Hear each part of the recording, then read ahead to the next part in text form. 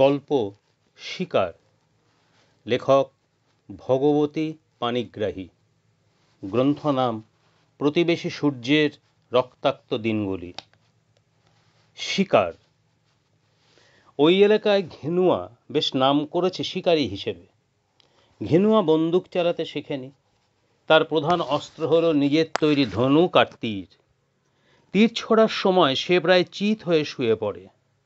বাঁ পাটা ধনুকের সঙ্গে লাগিয়ে কানের কাছ পর্যন্ত তীরটা টেনে এনে ছুড়ে দেয়। এভাবে 1 মাইল দূর থেকেও সে তীর মেরে লক্ষ্য ভেদ করতে পারে।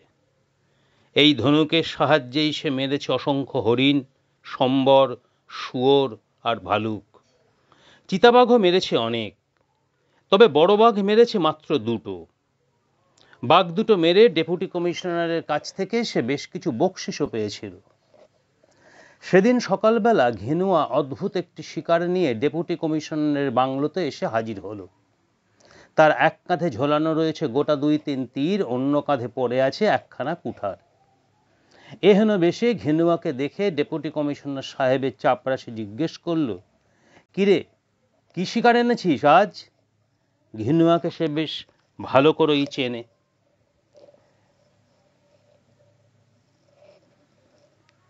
অনেকবার সে তার বকশিসের অংশীদার হয়েছে। প্রশ্নের উত্তর দিতে গিয়ে ঘেনুয়া তার 2 পাটি ময়লা দাঁত বের করে দেখালো।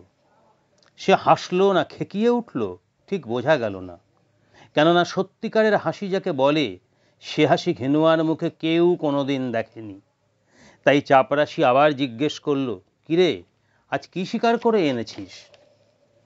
গামছায় বাঁধা একটা পুঁটলি নির্দেশ করে ঘেনুয়া বলল, আজ সে একটা মস্ত বড় জানোয়ার শিকার করে এনেছে। চাপরাশি প্রশ্ন করল, বাঘ? মাথা নেড়ে ঘেনুয়া জানালো, না। তবে কি চিতাবাঘ, ভালুক না শুয়োর? ঘেনুয়া মাথা নাড়ল। তাহলে কি এনেছিস রে?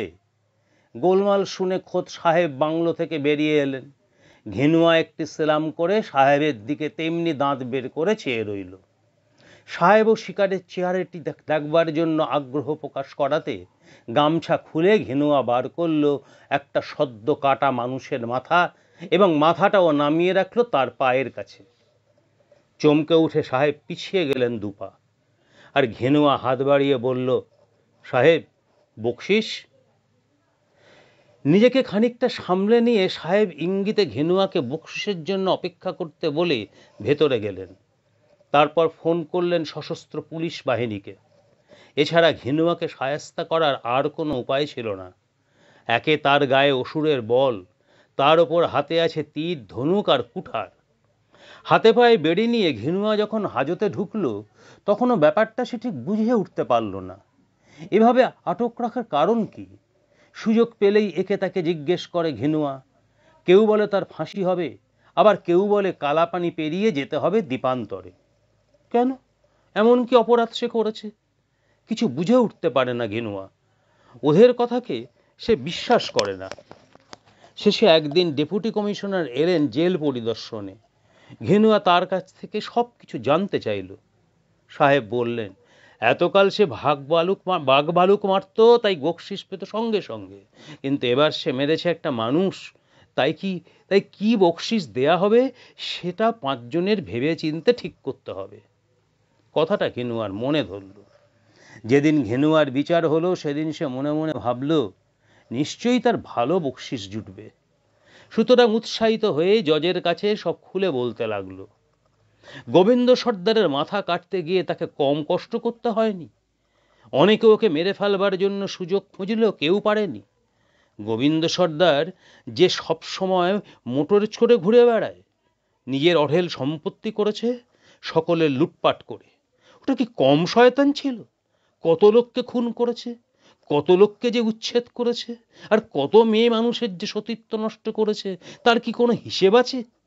এইভাবেই তো ঘেনুয়ার জমি বাড়ি কেড়ে নিয়ে সব কিছু লুটে পুটে তাকে সর্বশান্ত করেছে। সেদিন সন্ধ্যাবেলা সে ঘেনুয়ার স্ত্রীর ওপর অত্যাচার করতে গিয়েছিল। ব্যাটার কি সাহস! হঠাৎ ঘেনুয়াকে সামনে দেখে গাড়ি নিয়ে চম্পট দিচ্ছিল। ব্যাটা ভেবেছিল ঘেনুয়ার হাত থেকে রেহাই পাবে। তা কি কখনো হয়? প্রথমে দূর থেকে চাকার তীর মেরে গাড়িটাকে দিলামচল করে, তারপর কুঠারের এক কোপে তার মাথাটা কাঁধ থেকে নামিয়ে সেই রাত্রেই জঙ্গলের ভেতর দিয়ে সোজা ছুটতে লাগলাম। প্রায় 30 মাইল পথ ছুটে ডেপুটি কমিশনারের বাংলোতে এসে পৌঁছলাম। গোবিন্দ সর্দার যে সে লোক নয়, হাতে তার সবসময় থাকতো বন্দুক।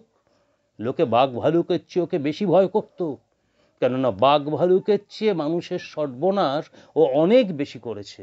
সুতরাং ওকে মেরে ঘেনুয়া কম সাহস আর বিচক্ষণতার পরিচয় দেয়নি।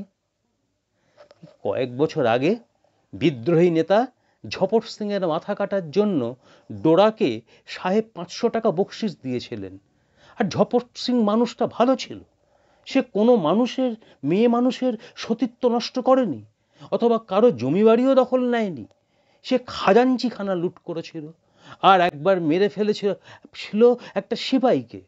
কিন্তু গোবিন্দ সর্দার একটা ভয়ঙ্কর লোক, তাকে মারার জন্য ঘেনুয়াকে অনেক বেশি বকশিস দেওয়া উচিত।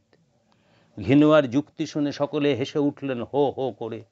জজ সাহেব বললেন, হ্যাঁ তা ঠিক, ন্যায্য পাওনা তোকে দিতে হবে বই কি। সরকারি উকিল বললেন, তোকে বকশিস দেওয়ার জন্যই তো এখানে আনা হয়েছে। কথাগুলোকে ঘেনুয়া পরিহাস না ভেবে সহজ অর্থে গ্রহণ করলো, কেননা ঠাট্টা পরিহাস সে বোঝে না। সুতরাং প্রাণদণ্ডের রায় দেবার পরেও ঘেনুয়া তার যথার্থ অর্থ কিছু বুঝতে পারল না। তাছাড়া জেলে নিয়ে যাওয়ার পথে বোঝানো হলো তার বকশিস পাওয়ার দিন এগিয়ে আসছে। সুতরাং ঘেনুয়া তখনও বুঝতে পারল না যে সে একজন অপরাধী এবং তার ফাঁসির হুকুম হয়েছে। ঝপট সিংকে মারা আর গোবিন্দ সর্দারকে মারা যে এক ব্যাপার নয়, এ কথা সে কেমন করে বুঝবে? সে জানতে পারল না যে একটা হলো গৌরবের বিষয় আর অন্যটা অপরাধ।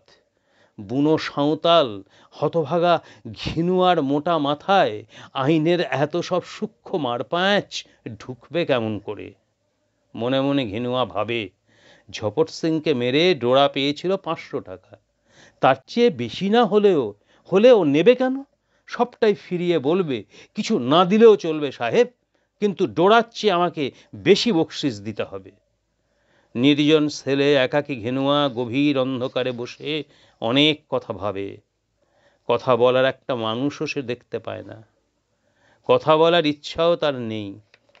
শুধু বকশিস নিয়ে ঘরে ফেরবার জন্য তার মন ছটফট করতে থাকে। অবশেষে ফাঁসির দিন এসে গেল। জিজ্ঞাসা করা হলো সে কি চায়। ঘেনুয়ার এক কথা, আমার বকশিস। তখনও তাকে বলা হলো, চল তোকে বকশিস দেয়া হবে। তার মাথায় পরানো হলো কালো কাপড়। ঘেনুয়া ভাবল বোধহয় চোখ বেঁধে তার হাতে ঢেলে দেয়া হবে অনেক সোনার উপর। সরকারের লীলা বোঝাই ভার। এমনি করে শুধু শুধু কি বকশিস দেয়া যায়? ঘরে ফিরে বউকে সে সব কিছু দেখাবে। বউ নিশ্চয়ই খুব খুশি হবে। এই টাকায় সে নতুন ঘর তৈরি করবে, জমি জায়গা কিনবে, কত সুখ। এখন তো আর গোবিন্দ সর্দার নেই যে সব কিছু লুট করে নেবে। হঠাৎ কি একটা এসে তার গলায় বেড়ি পাকিয়ে গেল।